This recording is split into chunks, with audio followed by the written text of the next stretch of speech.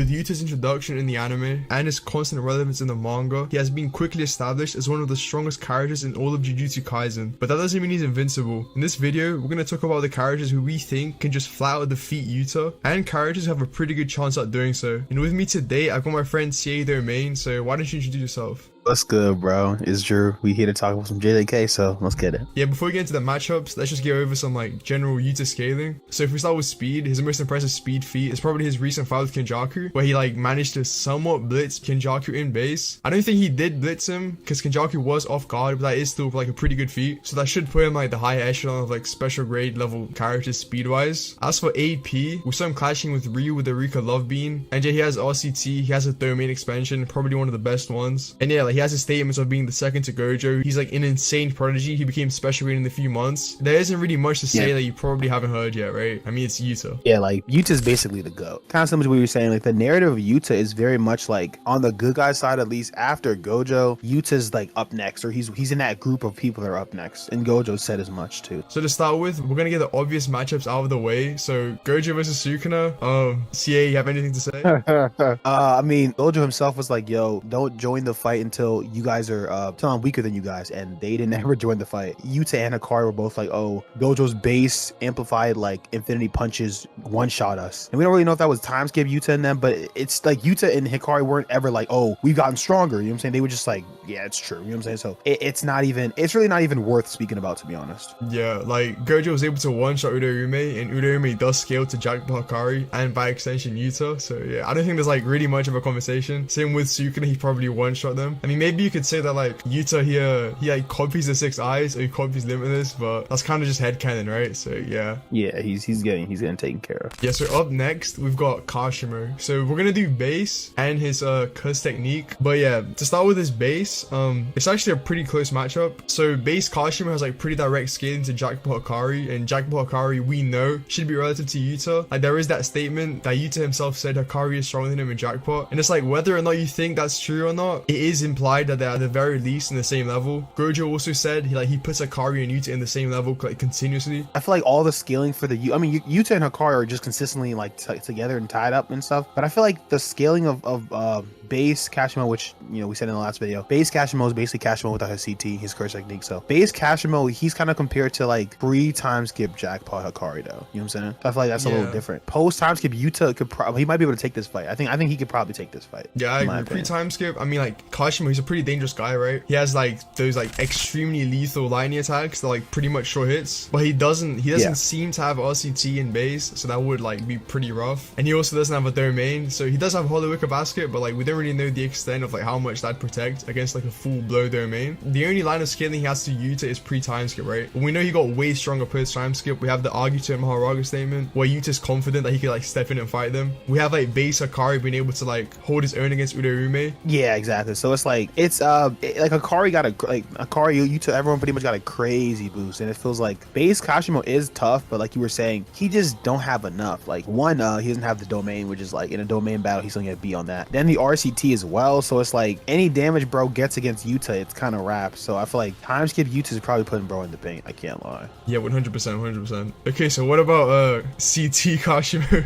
What do you think about that one? CT Kashimo. And it's actually funny. Shout out you and GJ stuff. You guys don't know him from like the Discord and stuff. I wasn't a Kashimo believer at first, but CT Kashimo he's actually hard. I feel like it's not even like close. Like CT Kashimo, like just looking at everything, he's probably top 3 in the verse. He was pressing out Sukuna, right? The Sukuna that was going blow for blow with Gojo, which we already just spoke about. We know are not only way stronger than Yuta and Hakari, but specifically Yuta. Also probably could one shot like Yuta. The base Gojo punches, and I think the Gojo that was fighting was a Black Flash Gojo, so he's at like 120% power. So that's the Sukuna that's going against Gojo. So that's the one getting pressed out and injured by CT Kashimo. Like Kashimo might actually one shot Yuta. Yeah, like so Sukuna is able, like even though it was an injured Sukuna, it is still 20 finger Sukuna, right? He was able to tank like Gojo's blue amp punches, which we know can one shot these special grade level characters, and we know in his Heian form he should hit as hard as that as well. But then Kashimo just blatantly like takes the shots, right? He takes like a barrage of shots to the stomach from 20 finger Sukuna, and he's like relatively fine. Before Sukuna transforms, he's like beating the shit out of him. Like Sukuna can't really do anything, and that Sukuna does he's like actually pressing on Sukuna. Yeah, that Sukuna should still scale somewhat to that Gojo, right? He wasn't like extremely low on cursed energy. It was more of, like the RCT that was the problem. And yeah, like it's also implied that like Kashima was literally about to kill him, or else he wouldn't have transformed. Like we saw the lightning bolt was about to hit Sukuna, and then that's when he chose to transform. And since he didn't transform against Gojo when he was about to die all those times, it doesn't imply that like Sukuna only transforms when he's about to die. So Kashima had this guy on ropes, right? Yeah, and obviously we're not trying to say that Gojo's weaker than him, because like he had that the Sukuna on ropes he had was like the Sukuna after the entire fight. You know what I'm saying? Like we know that Heian Sukuna gets basically like a max HP like recovery. But yeah, I mean to be honest, like Kashimo and CT was probably capable of killing that Sukuna, and we know that Sukuna probably, I don't even know if he even can get hurt by Yuta, like significantly hurt. Yeah, his sword would just fucking break. I can't see it. It just breaks. Like yo, probably scares Riko away or something. Like the only chance Yuta might have is domain, but again, this Kashimo does have Hollow Wicker Basket, and it's like even if you don't think he'd like block out Yuta's short hit, he should be able to just like one shot Yuta. So yeah, it is. Yeah, he should be able to one. And he is so fast. He might not be able to get his domain off. Exactly. Like, we saw with Sukuna, he just rushes you, right? He just barrages you. Yeah, he's like fights like a demon. He like punched Yuta like 3 or 4 times, and then he just like sent a fucking lightning bolt at him, and Yuta will just die, right? There isn't really much. Yeah. So next up we got Kinjaku, and this one is pretty contentious. I'm not gonna lie. Like Kashimo, Kashimo was pretty one-sided, but Kinjaku is pretty contentious. So CA, what do you think about this one? Yeah, so we actually had this debate before the video that I recorded, and I'm not gonna lie, I'm on Team Yuta. Like at least for the well, I'm not on Team Yuta, but I was like, I was thinking, okay, well, Yuta should get the call here. You know what I'm saying? We're talking about the Kinjaku that like Yuta literally just killed Kinjaku, but I guess we have to have a couple points. Like if we're talking about just in a one-on-one battle, like a death battle kind of thing, where they start equally and kind of in that sense, it's pretty sure that Kinjaku he don't really hesitate to bring out his domain, and he isn't because he has an open domain similar to Sukuna. Like he could just kind of do what Sukuna did against Gojo, which is expand the barrier of his domain to basically hit Yuta's. And I feel like that in the battle of domains, like we saw with Gojo, if your domain gets hit like that, it's most likely grabs. So I feel like because of that, you could probably give Kinjaku the thing. But I think like Yuta's, we know Yuta's stats are better than Kinjaku. Like Kinjaku's slower, he's not as strong. Yeah. But just because of how powerful domains are, we obviously know about that. We all watch JJK. I feel like if we simmed it 100 times, Kinjaku might get more dubs. Kinjaku is like a bit of a one-trick pony, right? Like with his domain. But the thing is, in Jujutsu Kaisen, like that's kind of all he needs, right? He just needs to have a better domain. And it's like, yeah, Yuta did outspeed him in base, and while Kinjaku was off guard, it does seem like Yuta is like significantly faster than him, but it doesn't really mean much. Like half dead Yuki was also pressing Kinjaku. Like he's known to like be this like not that good of a hand-to-hand fighter, right? He's not the fastest guy around, so here like Yuta like being able to outspeed him isn't that impressive. And yeah, in an actual fight, Kinjaku would probably just like pop his domain, and it is narratively implied that like it should be superior to Yuta's, right? And it's like, yeah, Yuta does have RCT, so he might be like,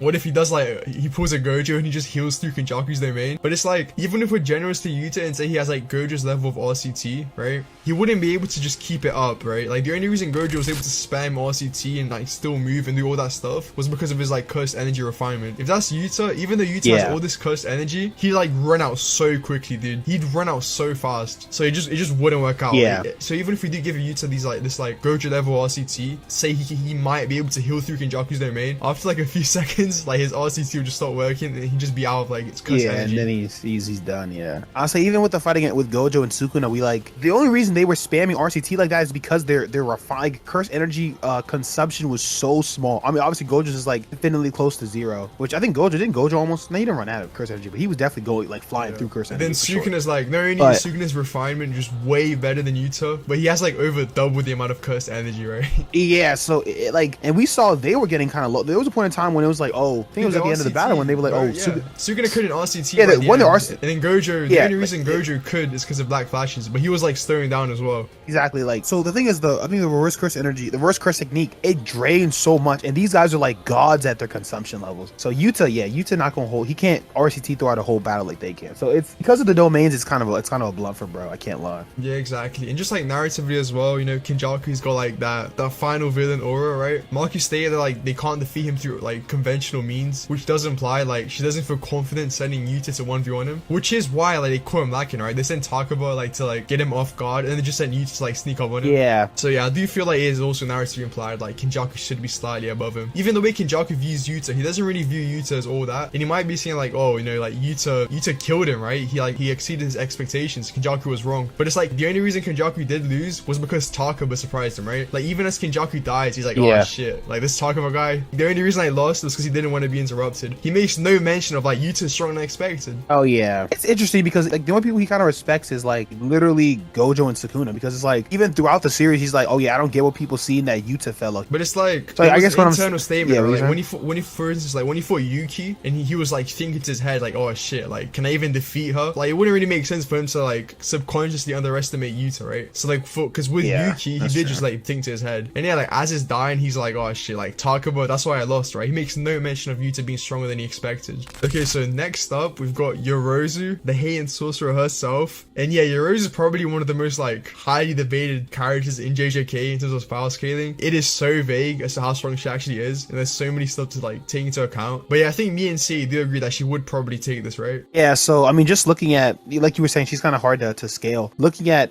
we can start talking about the Sukuna 15 finger betrayal, or not betrayal, but feats. I think that's pretty important because we know that Yuta's roughly around Ryu level, right? We saw what 15 finger Sukuna did to Ryu. Like he did slice him and say he was pretty powerful, but he got one shot. It was a quick one shot. Like there was no struggle at all. So there's that. And I know people might say, like we said in the last video, that maybe Mekuna was kind of like not holding back, but he was allowing himself to get hit. He wasn't holding back his attacks. He was still trying to, like, you know what I'm saying? Like he was still trying to like kill Yorozu. She scales at least somewhat relative to 15 fingers Sukuna, which like given like she was able to not damage him, but you know, press him a little bit. And I mean, you can say that was pre-time skip Yuta, but the thing about Yorozu is she has like pretty decent scaling to 15 fingers Sukuna, right? Obviously Sukuna wasn't going all out because not only did he use Yorozu as like prep, like with Maharaga, like he wanted to see what he could do, but he also wanted to like take out Yorozu with 10 shadows, like to sink Megumi soul. And it's like, yeah, you could say that maybe Sukuna was like taking these hits on purpose, but it's like the way Gege draws it, you can see Sukuna like he's taking damage from these punches, right? Like he was getting damaged by Yorozu in the bug armor. And it's like there is a debate as to how strong Sukuna is with 15 fingers. Like I'm not gonna go into finger scaling right now, but I think we can all agree on that the gap between 15 fingers Sukuna and 20 fingers Sukuna is like super small, right? Like he was able to clash with Gojo like straight out of the prison realm. Kinjaku, who's like one of the smartest characters in JJK, he believed that him being near Sukuna would like guarantee him safety against Gojo, which implies again 15 fingers Sukuna should still be somewhat relative to Gojo. So even if you don't think he is as strong as 20 fingers, he should still be on that level, right? Yeah, so like Yorozu's actually a funny character because she had one fight, right? She pretty much had it's almost the Jogo effect where you had one fight against a crazy and powerful person, and it's like that's all we got. Yeah, the whole thing with like the Jogo fight, like Sukuna's like, oh, like try to like land one hit on me. Like Yorozu was like kind of running his fade. Like she was running his fade, bro.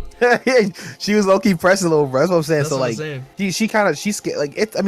she scales above not above Kinjaku, but she scales above I think Yuta pretty successfully. Yeah, like Yuta could end up being I think above. This is when but he doesn't have the Sukuna scaling, right? He has nothing to like put him like on to scale him to Sukuna, where Yorozu does have it. She also has that insane statement about the 5 void generals, which are all like relative to Uro, so that is like a pretty busted statement. But even without that, if we just want to look at feats, yeah, like she was able to damage Sukuna. She was stated to be already a Heian top tier in base, so with the bug armor she just goes even more crazy. And she doesn't really have any anti-feats, right? Her only anti-feats, you might say, it's the fact that Max Elephant like destroyed her bug armor. But this is the thing. So if we say like Sukuna and Gojo's punches are like able to one-shot these special rate level characters, Max Elephant should be way above that, right? Like a Max Elephant and Sukuna, that shit should be way above a Sukuna or Gojo punch. So yeah, Yorozu taking that shit and she was like relatively fine afterwards, that isn't really an anti-feat. That's more of a feat actually. I feel like RCT against these guys, because the distance is so vast, it doesn't really.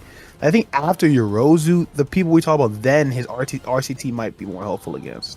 Okay, but the next fight, this is another very debatable fight. We've got the gambler himself, the GOAT. Kinji Hakari. So how do you think this goes? This is like probably my favorite fight in terms of like top tiers, because every like every scaling, every narrative is literally saying like these are the two. It's Hakari and it's Yuta. Well, first of all, Yuta's like, oh, when he gets going, which we obviously know is jackpot, he's even stronger than me. But then Maki's like, oh no, that's not true. But is Maki really a reasonable sort? Like, is she a respectable source in that sense? Like, not. I don't really think so at that point, because it's like that's a really early Maki, and we know that she's not a big fan of Hakari. How would she and know how Yuta might be giving her. Hakari is as well, right? She doesn't really know how strong. In his Hakari jackpot, is. yeah. The thing is, I don't think Yuta could put him down. Like, comment sim. I don't know if he has enough like AP, because you gotta like you damn near got a one shot Hakari and jackpot. And based off the fights Hakari's had, he only needs to survive without jackpot for a couple of seconds. So I guess the question is like jackpot Hakari versus Yuta in his domain with like the, because you know Yuta only has the full power Rika for like 5 minutes. So after that, I don't really know how he contends with jackpot Hakari. Yeah, it's like they're implied to be like pretty relative, so it would come down. So like their scaling, like it's pretty relative, so it would come down to like an abilities like matchup. And it's like, look, right? I'm just gonna say this. If you think Yuta can kill Hakari before he hits the jackpot, then Yuta definitely wins. But if you think Hakari hits the first jackpot, he'll probably hit the second one, and then by the second one, like Yuta would be out of Rika. So we have base Yuta fighting jackpot Hakari, which would end on the Yuta loss. I don't know about you, but I don't think from what we've seen, even with Rika, like Yuta has anything to like clearly put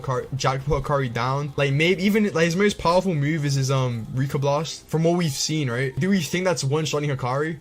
I don't think so, honestly. We've yet to kind of see Hakari get one shot. That's the thing. Exactly. And that's like right into his head as well. It has to be to the dome. This is like matchup. This has a whole video to it, so I'm not gonna get too into it. But my take on it is that like in jackpot, Hakari is relative to Yuta in his 5 minutes. But the thing is, after the 5 minutes are over, Yuta can't really do much, or Hakari can hit the second jackpot, right? Yeah. But then Yuta can also kill him in base. So it's just kind of up to you, right? It's up to like, do you think Yuta's gonna kill Hakari before he hits the jackpot, or do you think Hakari's gonna hit the second jackpot and just like outlast Yuta? It's kind of like 50-50. I think that's what most people have always kind of argue, where it's like if Hakari gets his jackpot, he wins. If Yuta can kill him before his jackpot, then he like it's up. The thing is, obviously we know time skip Hakari's way. I mean, obviously Yuta, if time skip Hakari is this strong, you know, time skip Yuta's probably just as, or around as strong. But time skip Hakari is literally keeping up with someone that keeping up with a really powerful special grade. So all you got to do is survive for long enough. But I'm giving it to Hakari. Yeah, he's able to like hold his own against Urume, like in base. Like we know that it was for the entirety of the Kashimo Sukuna fight, and then like when he came out of the domain, like his clothes, like he didn't have any missing limbs. It's like we saw right now, right? Like when he takes like a lot of damage, he loses that limb, right? And like his clothes, like they're just missing. We saw it with Kashimo and we've seen it with Urume, but in base they weren't able to do that, and there's no reason for Urume to hold back, right? That doesn't really make sense. That can just be boiled down to Hakari in base. He just fights way differently, right? Like he uses training dose like get distance. Like he clearly has a way to avoid like taking damage, or he's taking heavy damage and getting killed by these special grades in base, right? It's probably a bad matchup for Yuta. Like I do think overall Yuta is likely stronger than Hakari, but in terms of the 1v1, I would probably give it to Hakari, but it's like it's super close.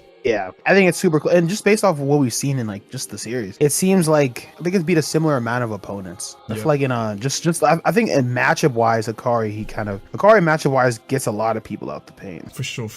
Okay, so next up, now this one I think we can agree Yuta probably beats this character, but it's like they have a chance to win at the same time, and it's Yuki. We talked about this in your video about Yuta versus Yuki. So yeah, like you can basically sum it up. Basically we were saying pre-time skip Yuta probably loses to Yuki just because her base attack. Of all like the super crazy non-Gojo Sukuna special grades, she probably has the craziest like AP. Like her punches are pretty lethal. Like, they both have RCT, but I don't know if it makes a difference honestly in that case. I mean, we obviously don't know for the domains and stuff, but I feel like Yuta or Yuki's like attack power is kind of OC. The thing is, time skip Yuta and looking at like the boost he probably got, I think we have to kind of just give it to him over Yuki in that sense. Yeah. So the main thing is that it's like pre-time skip Yuta and Yuki, they're implied to be of like a similar level. Maki says Yuki is on the same level as Yuta. Kenjaku, he kind of like views Yuki above Yuta, like low key. He's like gassing her up. He's like, can I even hunt down this beast? But yeah, like Yuki and Yuta do seem to be like on an even skill pre-time skip. But then post time skip, Yuta like he just got an insane boost, right? If we have this pre-time skip Yuta somewhere near Yuki, Kuronita will just be like significantly above that. He has a statement about him like being able to hold off Agito and Maharaga, and these are like characters that are tanking Gojo's black flashes, which is fucking insane. Yeah. So I don't think you can actually do that, But I mean, just the fact, right, that he thinks so is pretty impressive. He also watched Gojo and Sukuna fight, like the two greatest sorcerers in history. And then we saw with Higuruma, right? Higuruma was able to watch Gojo do shit, and then now he can do the same thing because he watched it. Yuta likely has a similar thing. So yeah, he probably got like so much stronger over the time skip. We saw him, he like blitzed Kenjaku. Yeah. It wasn't a complete blitz, but it is pretty impressive, especially in base, right? So yeah,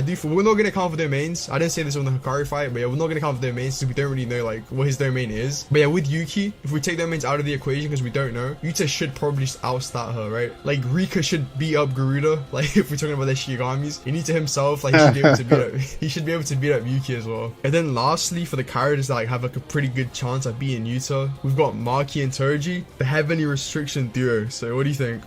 So Maki and Toji, it's been kind of clear, like we're talking about the top tiers. Maki's in that tier of Yuta and Hakari, but it's a big gap. So we can look at pre-time skip Maki and Toji, and they just have no chance. Like I feel like Yuta already scaled kind of above them pre-time skip, and then post-time skip, it's just not really, like, you know what I'm saying? There's not really an argument for that. Although obviously we know that he had the soul splitting katana, so if that hits Yuta, it's you know, probably up. But I just don't see Yuta getting like pressed out by them. Like time skip Yuta, I just don't see it. So like people talk a lot about how Hakari against Maki or Toji, that's a pretty bad matchup for Hakari because he's like a physical fighter and he's like a 1v1 guy. But Yuta, like, he has all these like curse techniques to keep him out of range, right? He has like insane RCT. He has Rika to 2v1 them. So it's like Yuta more likely than not should be able to avoid like taking insane damage from the soul splitting katana, right? Like him and Rika individually, him and Rika in terms of stats should like scale to Maki and Toji as well. So you basically have like Maki fighting two Makis. Maki and Toji's main things is the weapons, because like in terms of stats, like we saw Yuji, like pre-time skip Yuji was able to keep up with Maki, right? Maki in terms of stats, she's on the level of the heavy hitters, but her main thing is her like weapons, right? And it's like if she gets 2v1, same with Toji, if they're getting 2v1s, it would be like extremely hard for them to actually get a good hit on them. So yeah, maybe you think if Maki and Toji like they stab Rika with the inverted spear of heaven, since that is technically used as cuss technique, maybe that would like take out Rika, but like we don't really know, right? And even then, like